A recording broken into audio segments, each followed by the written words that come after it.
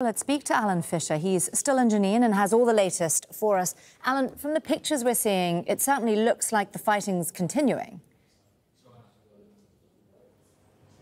Well, we've heard a lot more gunfire in the last hour or so, and there's a lot more activity towards one of the entrances of the camp. We know that 3,000 people have moved out of the camp. It's one of the biggest displacements we've seen in the West Bank in decades.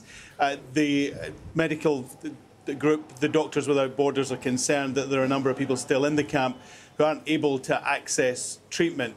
And we know that the Israeli army are going house to house, not door to door. They're going house to house by knocking through the wall of the house next door and into the next property. It's a tactic they've used several times.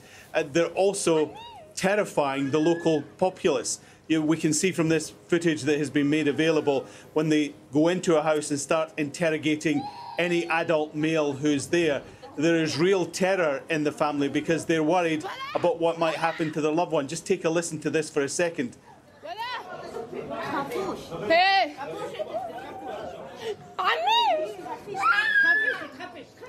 It really is quite terrifying that these people have that concern. Another big explosion. But they're also aware that for those that have stayed, the shelling will continue. Those who left have no idea what state their house is going to be when they get back, and they've no idea when they're going to get back. Well, speaking of which, Alan, do we have any sense yet of when this assault might end? I know sunset is approaching on the second day soon. Many people thought this would be perhaps at the most a two-day operation, but the Israelis have made it perfectly clear that this will continue for as long as they want it to continue. It is in their gift when it ends. And we know that they say that there are 10 targets that they have identified deep inside the refugee camp. If we move the camera around, if you look towards the top of the hill, there is a roundabout there which marks the start of the refugee camp. There has been a lot of activity around there, particularly in the last 30 minutes, but it's deep inside the camp where the Israelis are carrying out their operation. Excuse me, and that would certainly explain why we're hearing a lot more explosions and a lot more gunfire, particularly in the last hour or so. We know that the Israelis have talked about the security situation. We're going to move the camera over to our left, and you can see the large explosion with the plume of smoke on the hill. That has been certainly the standard over the last couple of hours, whereas throughout the day it hasn't been quite as intense as the day before. And so the people in the camp can only now sit and hope that this ends soon. Maybe perhaps the window for them to depart has left, not least because the Israelis are concerned that some of the people, some of the targets that they had in the camp left when 3,000 or so people left earlier, and they don't want to have that embarrassment of that sort of thing happening again. So those in the camp are there for the time being until the Israelis say they're okay to leave. Anytime you hear a large explosion, we always just check behind us. Again, further up on the hill where we saw the first one just a few moments ago. So it's obviously in that area of the refugee camp where there is most activity going on at the moment. So, Alan, you're saying as we're watching these explosions take place, people are essentially trapped in their homes. I'm wondering if they're actually getting any of the support that they need. We saw from your report earlier that obviously it's very, very difficult to reach and treat the wounded.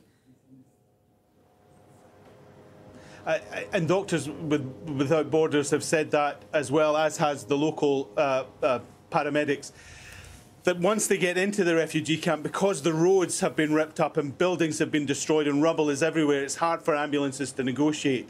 It's also hard to find the people that have been injured. And at the moment, the number of dead, it sits just above 10. But more than 100 have been injured, and 10 of those in critical condition.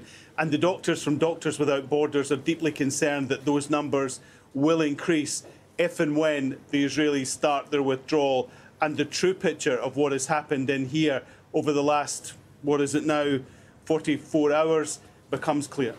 Alan Fisher there on the ground for us with all the latest from Jenin. Thank you very much, Alan, and do stay safe yourself. Well, let's now find out more about the attack in Tel Aviv, where at least 8 people were injured. Let's speak to Imran Khan. He joins us live from West Jerusalem. Imran, what more do we know at this stage?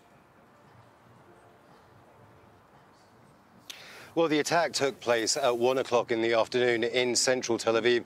The suspect rammed his car into a very busy bus stop, and then he got out of his car and he was trying to stab anybody that wasn't injured, and then a passerby actually shot him dead. He was identified by Israeli police as Hussein Huleila from a village just outside of Hebron. Right now, the Israelis are actually raiding that village and raiding the family's house. Now, this is bringing back concerns, a very age-old concern for Palestinians of collective punishment. The family say they didn't know that he was about to mount this attack, according to local media reports. Now, Itamar Ben-Gvir, the far-right national security minister, also turned up on the scene. He said all Jewish Israelis should carry a gun. It's something he's been saying now for a while, and it seems that people want to listen. They've actually expedited gun licenses for anybody that wants to apply for one. Interestingly enough, it's still very difficult if you're Palestinian Israeli to get a gun license. So there's a lot of worry about where this attack came from. Now, Hamas say he's one of their members, but they weren't directly responsible for the attack. But they do praise the attack, saying the heroic operation in Tel Aviv is the initial response to the occupation's crimes against our people in the Jenin camp. This is an implementation of what the resistance confirmed, that the occupation will pay the price for its crimes against the Jenin camp. It goes on to say, we praise the heroes of our people and the fighters in Jenin. Given the level of feeling and anger that we're seeing about what's taking place now in Jenin, what are you hearing from the Israelis? Any sense of when this might end? We were just hearing from Alan there that it sounds very much like it's ongoing. Well, the security consultation meeting had taken place. The commanders have briefed Prime Minister Benjamin Netanyahu. However, they are looking for 10 armed suspects within the camp itself. It's likely that this is going to become the real closing point if they can get those 10 gunmen. But they may well withdraw. If they do withdraw, the Israeli army have actually said the operation isn't over. We will come back, and we'll come back at a time of our choosing. So even if they do withdraw, that's not the end of this particular operation. It's merely a lull if they don't get those fighters.